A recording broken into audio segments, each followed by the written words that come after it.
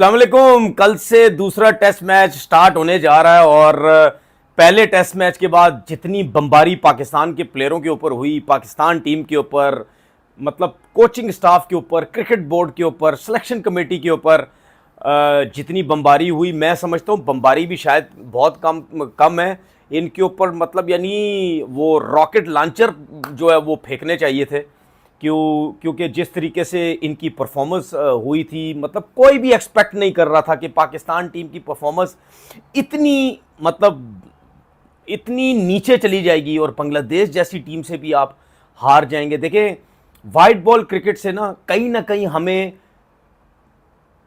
फिर भी कहीं थोड़ा सा डर लगता है, कोई भी टीम हो, क्योंकि जहां पे ज़रा थोड़ी सपोर्टिंग पिचेस हो जाए कहीं भी लगता है, क्योंकि वाइट बॉल में आपने रन्स बनाने होते हैं, ओवर कम होते हैं, उसमें आप आउट भी हो सकते हैं, हार भी सकते हैं, जल्दी आउट हो सकते हैं, दूसरी टीम जल्दी चेस कर सकती है।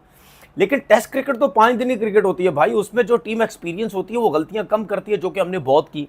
अब कल का जो वेदर है, सेम ग्राउंड है, पिच कहीं ये नज़र आता है कि काफ़ी ऐसी हो गई है कि बैटिंग को बहुत ज़्यादा जो है वो फ़ायदा मिलेगा। अब सूरत हाल ये है कि कल क्या बारिश है या नहीं है। आज तो बारिश होती रही है, अब जो बारिश है वो पूरे पाकिस्तान में हो रही है, हर जगह पे बारिश हो रही है, हर शहर में बारिश हो रही है। तो हालात जो है वो इतने अच्छे कल के जो मुझे नज़र नहीं आते। बाकी अगर बारिश जल्दी रुक जाती है या नहीं होती तो फिर जो है वो ग्राउंड स्टाफ है वो काम तो बड़ा ज़बरदस्त कर रहा है। पिछले मैच में भी उन्होंने बड़ा ज़बरदस्त काम किया था, जिसकी वजह से मैच स्टार्ट हुआ, टीम चेंज हुई, मीर हमज़ा वापस आ गए हैं और अबरार वापस आ गए हैं। क्या हुआ? ब्लंडर करने के बाद, इतनी बड़ी मिस्टेक करने के बाद आप वही काम कर रहे हैं जो आपको पहले मैच में करना चाहिए था। अबरार को खिलाना चाहिए था, आपने नहीं खिलाया। चलो, मीर हमज़ा को आपने नहीं खिलाया, शाहीन को आपने खिलाया, लेकिन मैं ये समझता हूँ कि अगर मीर हमज़ा की फॉर्म अच्छी लगी हुई थी या वो खेलता हुआ आ रहा था तो देते, कहीं ना कहीं चांस देते मीर हमज़ा को पहले टेस्ट मैच का। लेकिन खैर चलें, वो वापस आ गया, टीम ऑलमोस्ट वही रहेगी। अब 12 लड़के हैं, जिसमें से 4 फास्ट बॉलर हैं, मोहम्मद अली है, नसीम शाह है, खुरम शहजाद है और मीर हमज़ा आए हैं। Mir Hamza left arm fast bowler, वो तो ज़रूर, शाहीन ड्रॉप हुए हैं, वो खेलेंगे, नसीम शाह खेलेंगे और खुरम शहजाद खेलेंगे। चौथा फास्ट बॉलर तो नहीं खेलेगा, जाहिर सी बात है, फिर इतनी बड़ी मिस्टेक तो नहीं कर सकते ये। मोहम्मद अली, मुझे ऐसा लगता है उनको रेस्ट करवाया जाएगा और अबरार आए हैं। बाकी जो बैटिंग लाइनअप है वही मुझे नज़र आती है, उसमें तो कोई चेंजिंग हो ही नहीं सकती। शाहीन की बात करते हैं, कोई लोग कह रहे हैं ड्रॉप कर दिया गया, कुछ कह रहे हैं रेस्ट कर दिया गया, ज़्यादातर लोग ये कह रहे हैं ड्रॉप कर दिया गया। अब ये देखिए, परफॉर्मेंस तो किसी की भी नहीं थी पहले टेस्ट मैच में, किसी फास्ट बॉलर की नहीं थी, तो फिर शाहीन को क्यों ड्रॉप किया गया? क्या शाहीन को इस वजह से ड्रॉप किया गया, जो कि मैं पहले दिन से कहता हुआ आ रहा हूँ, ये जैसन गिलेस्पी ने बोला था कि वर्कलोड बहुत ज़्यादा है शाहीन के ऊपर। लेकिन मैं ये समझ रहा था कि जब जैसन गिलेस्पी ने ये बात की तो शायद पहला टेस्ट मैच भी उसको ना खिलाए, कि उसके ऊपर वर्कलोड बहुत ज़्यादा है, लेकिन खिला दिया उसको। इस वजह से खिलाया, चले पहला टेस्ट मैच है, सीनियर है, अगर हम जीत जाते हैं या परफॉर्मेंस हो जाती है तो हम पहला टेस्ट मैच जीत जाएंगे। लेकिन किसी फास्ट बॉलर की परफॉर्मेंस नहीं हुई।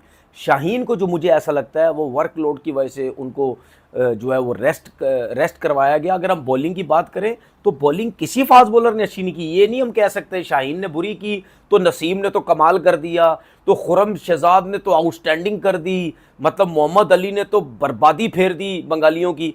ऐसा कुछ भी नहीं हुआ, ऐसा कुछ भी नहीं हुआ।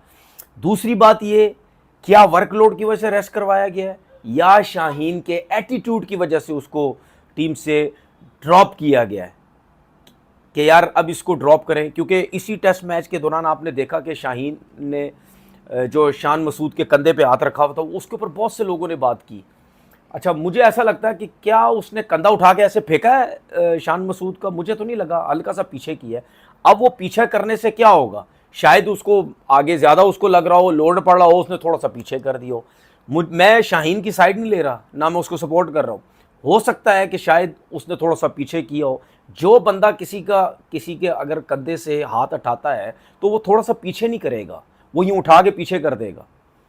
ये मेरी नज़र में ये रीज़न हो सकता है। दूसरों ने तो बोला जी एटीट्यूड का मसला है। देखिए, एटीट्यूड का जहाँ मसला था वहाँ हम सब ने बात की, जो उसने मोहम्मद यूसुफ के साथ या टीम के साथ जो किया, ठीक है। अब मैं ये समझता हूँ कि शाहीन को क्या समझना है, शाहीन को ये समझना है, देखिए अंदर की रिपोर्ट जो है ना वो शाहीन को पता है, हमें आपको नहीं पता।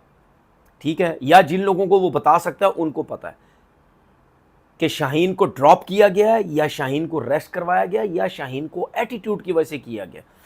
अगर शाहीन समझता कि उसको वाकई एटीट्यूड की वजह से किया गया या कोई ऐसी बात उसको सुनाई दी है, तो फिर शाहीन ने क्या करना है? अब शाहीन को यही करना है कि भाई आप क्रिकेट खेलें, बस आप क्रिकेट की तरफ ध्यान दें, आप अपनी परफॉर्मेंस की तरफ ध्यान दें, आप इधर उधर की चीज़ों को छोड़ दें। क्योंकि मैंने एक दो लोगों को देखा, उन्होंने तो बोला है जी बस पाकिस्तान क्रिकेट बोर्ड ने जी पहला स्टेप तो ले लिया कि शाहीन अफरीदी को ड्रॉप कर दिया। इसका मतलब क्या है? पहला स्टेप का मतलब क्या है?